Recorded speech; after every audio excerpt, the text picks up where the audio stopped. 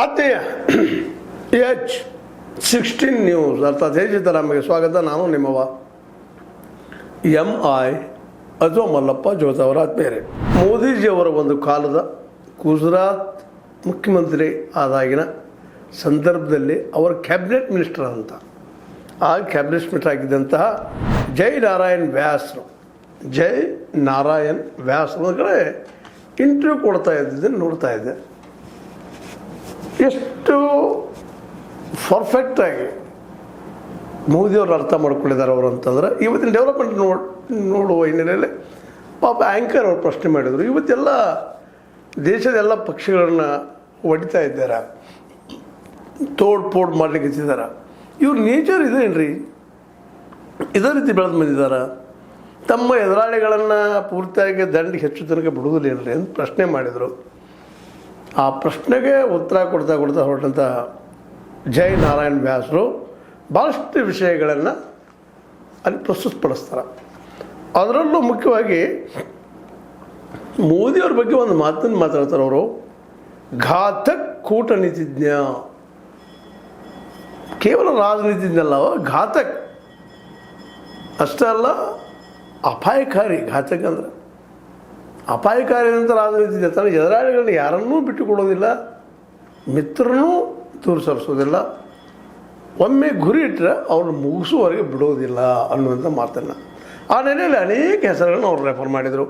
ಸ್ವತಂತ್ರವಾದ ಮೀಡಿಯಾಗೆ ಬೇಕಾಗಿರುವುದು ಸ್ವತಂತ್ರ ಧ್ವನಿ. ಆ ಸ್ವತಂತ್ರ ಧ್ವನಿ ಉಳಿಸಲು ನೀವು ಮಾಡಬೇಕಾದದ್ದು ಇಷ್ಟೇ. ಅದೇನಪ್ಪಾ ಅಂತಂತಂದ್ರೆ ನಿಮ್ಮ ಕೈಲಾದಷ್ಟು ಸಹಾಯ ಈ ಚಾನಲ್ಗೆ ಮಾಡಿ ಹಾಗೂ ನಿಮ್ಮ ಧ್ವನಿಯನ್ನು ಕಾಪಾಡಿಕೊಳ್ಳಿ.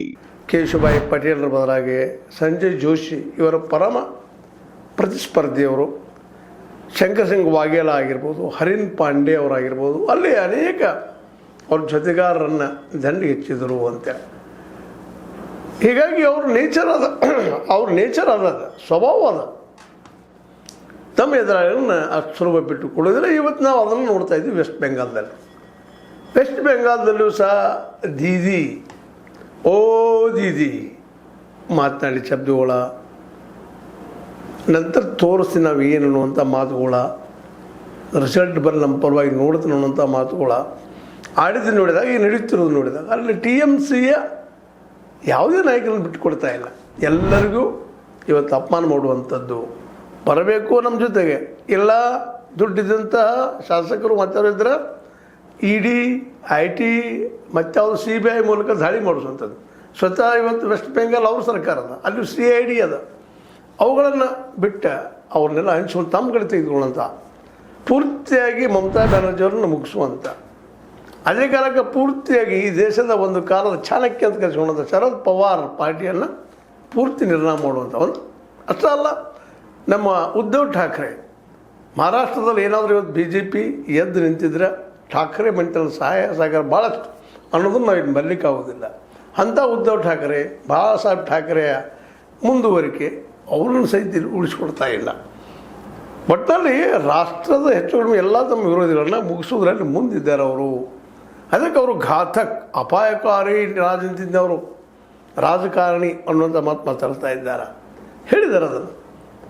ಮತ್ತು ಇವೆಲ್ಲ ಡೆವಲಪ್ಮೆಂಟ್ ಯಾಕೆ ಮಾಡ್ತಾ ಇದ್ದಾರಾ, ಏನು ಕಾರಣ ಇರ್ಬೋದು ಇವ್ರು ಮಾಡೋದಕ್ಕೆ ಅಂತ ಪ್ರಶ್ನೆ ಮಾಡಿದಾಗ ಏನೂ ಇಲ್ಲ, ಅದು ಕೇವಲ ಅಧ್ಯಕ್ಷಗಿರಿಯ ಪದ್ಧತಿಯಲ್ಲಿ ತರಬೇಕು ಅಂತೇಳಿ.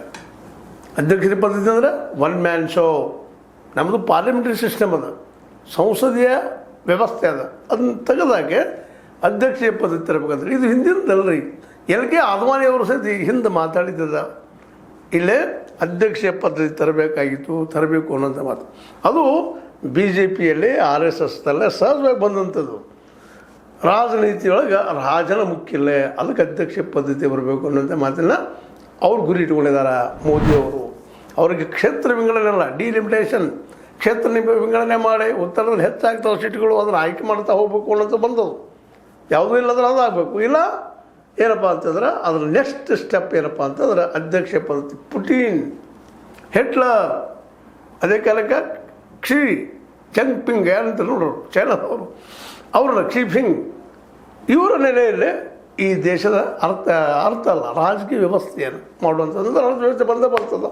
ಒಬ್ಬರು ಹೇಳಿದ್ದಲ್ಲ ಈ ನೇಚರ್ ಅವರು ಅಂತೇಳಿ ಜೈ ನಾರಾಯಣ್ ವ್ಯಾಸ್ ಅವ್ರು ತಮ್ಮ ಇಂಟರ್ವ್ಯೂ ಸಂದರ್ಶನದ ಉದ್ದಕ್ಕೂ ಕೊಡ್ತಾ ಹೋದರು. ಅವ್ರು ಕೊಟ್ಟಂತಹ ವಿವರಣೆ ನೋಡಿದಾಗ ಹೌದಪ್ಪ ಇದು ಅನ್ನಿಸ್ತದ. ಯಾಕಂದ್ರೆ ಅವ್ರು ಯಾರನ್ನು ಮಿತ್ರರನ್ನ ಇವತ್ತು ರಾಣಿ ಆಗಿರ್ಬೋದು, ಅತ್ಯಂತ ಆತ್ಮೀಯ ಮಿತ್ರ, ಅವ್ರನ್ನ ಬಿಟ್ಟುಕೊಡೋದಿಲ್ಲ, ವೈರಿಯಾಗಿದ್ದಂಥವ್ರು ಸಹಿತ ಮೊದಲು ಬಿಟ್ಟುಕೊಡೋದಿಲ್ಲ ಅನ್ನುವಂಥದ್ದು. ಹೀಗಾಗಿ ಇವತ್ತು ಅವರು ಏನಪ್ಪ ಅಂತ ಮೋದಿ ಅವರಿಗೆ ಮಾಡ್ತಾ ಇರೋದು ಒಂದೇ ಉದ್ದೇಶ, ಡಿಲಿಮಿಟೇಷನ್. ಅದು ನೆಪ ಮಾತ್ರ. ಅವ್ರು ನೆಕ್ಸ್ಟ್ ಇವ್ರು ಏನು ಇರ್ತದಪ್ಪ ಅಂತಂದ್ರೆ ಅಧ್ಯಕ್ಷೀಯ ಪದವಿ ತರಬೇಕು. ತಾವು ನಿರಂತರವಾಗಿ ತಾವೊಬ್ಬರು ಹೋಗುವಂಥ ಪುತಿನ್ ಹೋಗ್ತಾ ಇದ್ದಾರೆ ರಷ್ಯಾದಲ್ಲೇ, ಚೈನಾದಲ್ಲೇ, ಇನ್ನುಳಿದ ಅನೇಕ ದೇಶಗಳಲ್ಲಿ dictator type of the government. ಅದಕ್ಕೆ ನಾವು ಅಧ್ಯಕ್ಷೀಯ ಪದ್ಧತಿ ಅಂತ ಹೇಳ್ತೀವಿ. ಅಮೆರಿಕದಲ್ಲಿ ಅಧ್ಯಕ್ಷೀಯ ಪದ್ಧತಿ ಇದೆ, ಇಲ್ಲಂತಲ್ಲ.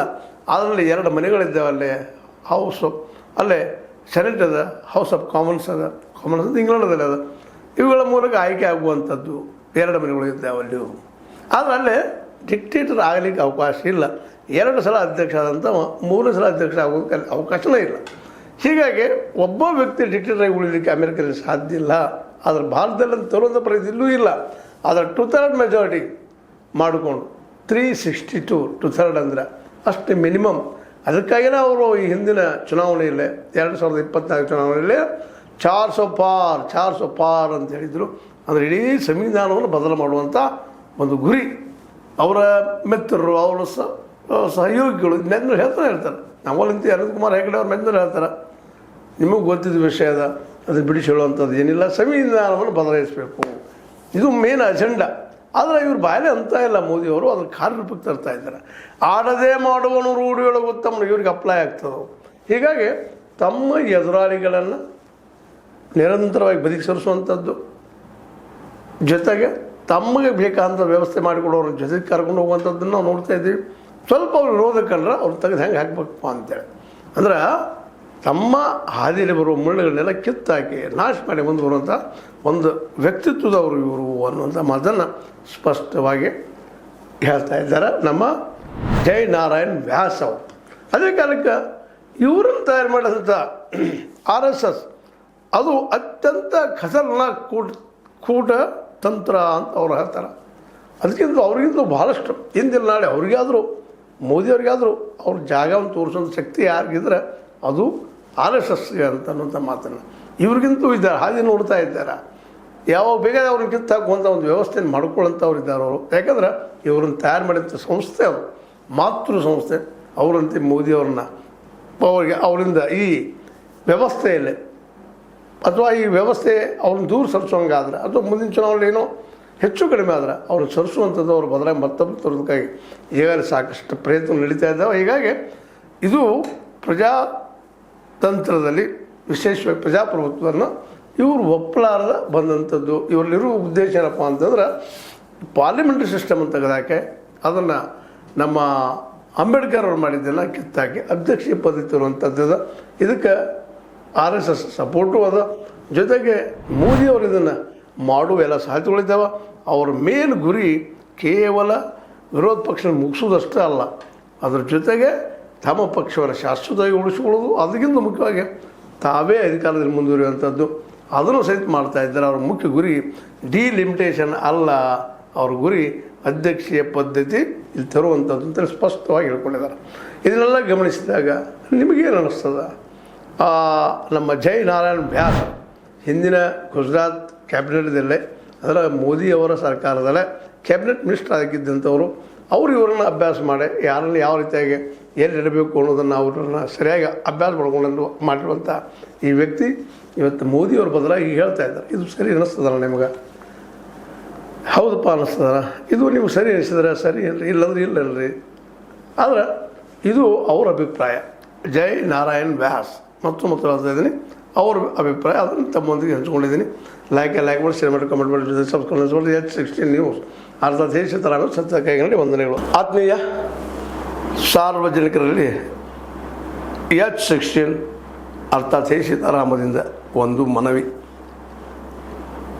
ಈ ಸಂಸ್ಥೆ ಭ್ರಷ್ಟಾಚಾರ, ಅನ್ಯಾಯ, ಅತ್ಯಾಚಾರಗಳಿಂದ ನೊಂದವರ ವೇದಿಕೆ.